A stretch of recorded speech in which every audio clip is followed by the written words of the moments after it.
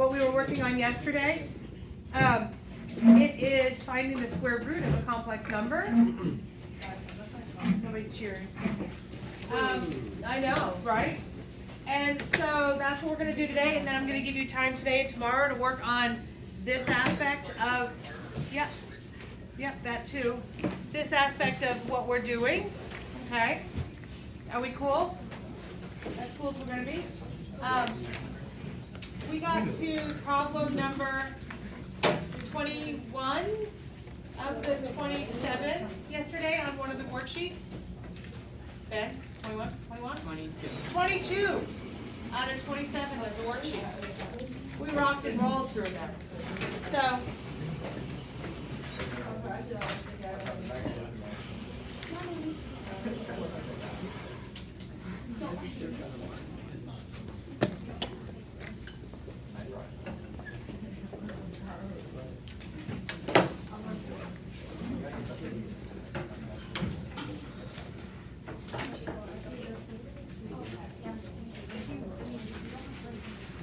okay, what we're trying to do is we're trying to find the square root of a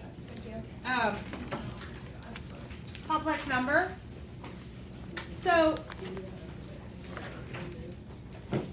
we know that our complex numbers are typically in an x plus iy visual, a plus bi, or x plus iy.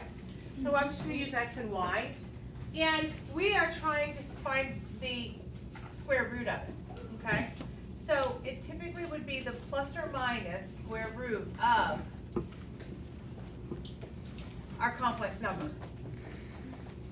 Now, how do we get rid of the square root from the right-hand side? Well, we do what to it? Square. Yeah. So if you're going to square one side, you're actually going to square both sides.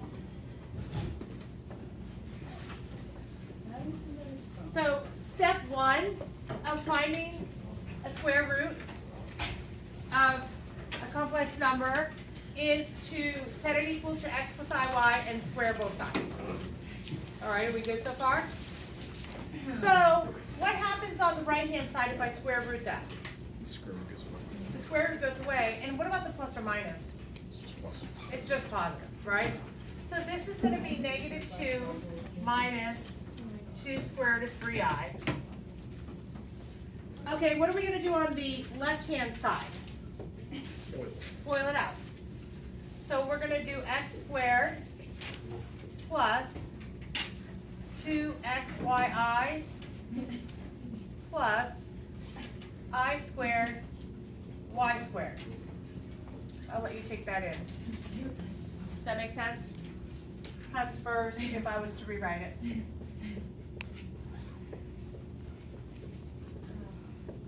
So x squared, one of these guys plus another one is 2 of them, and then I squared y squared. So, go ahead. Where did we get the x plus iy? Yeah, you're just setting it equal to it. Just because that's like the generic version of a complex number. Oh, okay. You know, on the top, I'm gonna look. So now I'm going to have you just kind of clean this up a little bit.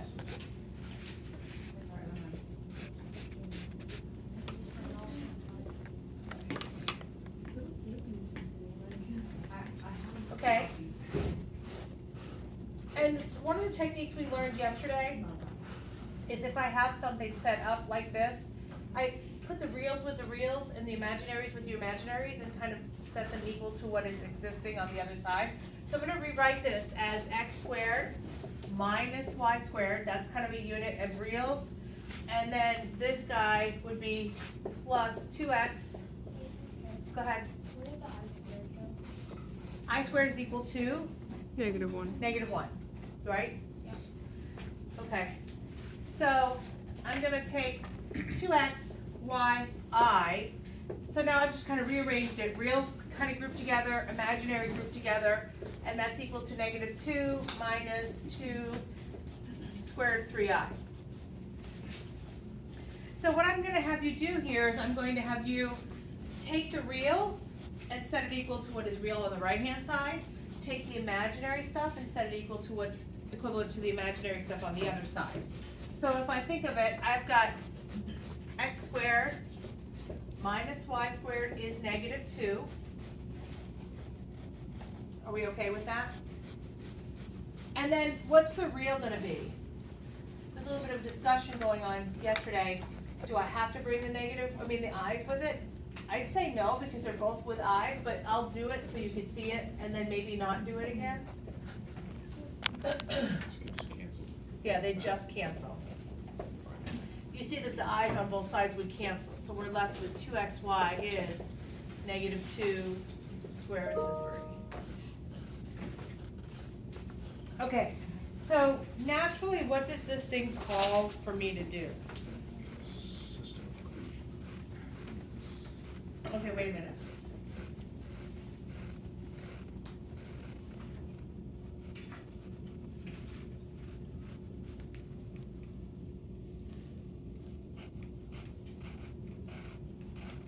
Oh, the original had a plus here. I apologize. Yeah, that changes it all.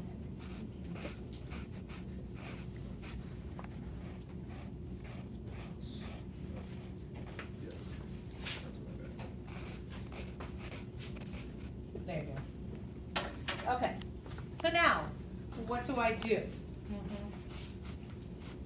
So I'm gonna, do you guys agree that I have like 2 equations and 2 unknowns, although they're not beautiful? So if I solve, for example, y, 2 square root of 3 over 2x, right? What would y be equivalent to? The square root of 3 over x? Are we okay with that? And then I'm gonna take and plug this into the other guy. So we have x squared minus the square root of 3 over x. That equals -2. Is there a square there? Yep. Okay, so now what do I do?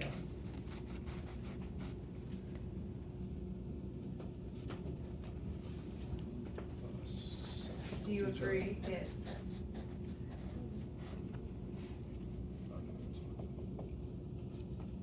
Are you good there? Now what should I do to everything? Multiply by x Multiply by x squared. squared.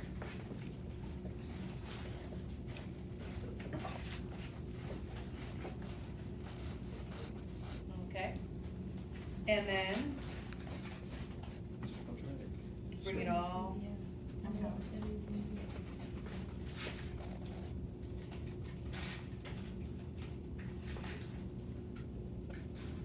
Is that factorable?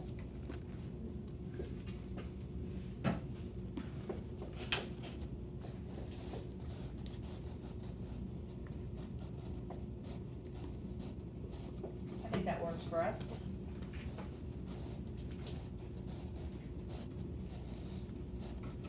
Okay, so let's solve for the x's here.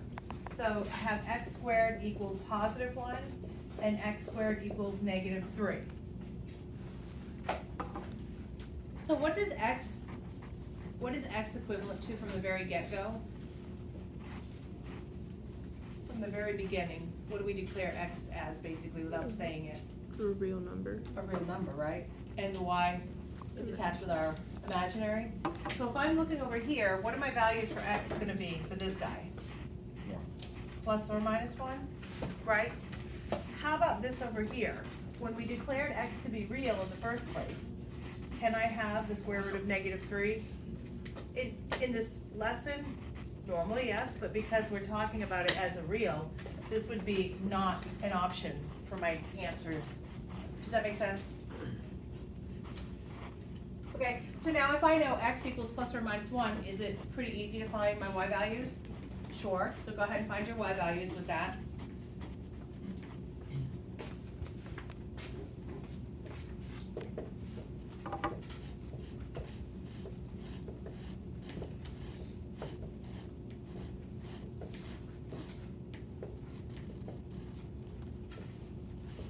Okay, you get plus or minus the square root of 3. So your end game here is to come up with the 2 in this format that are your square root of this original guy here. So what's x and its relationship to y as an x plus iy? So the first guy is 1x, would you agree? So positive 1x. And then what y has a relationship to that positive 1?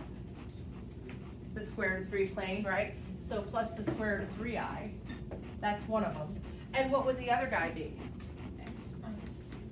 What x is it? Negative x, right? And then it's a negative square root of 3. So the square root of this original, these two guys here.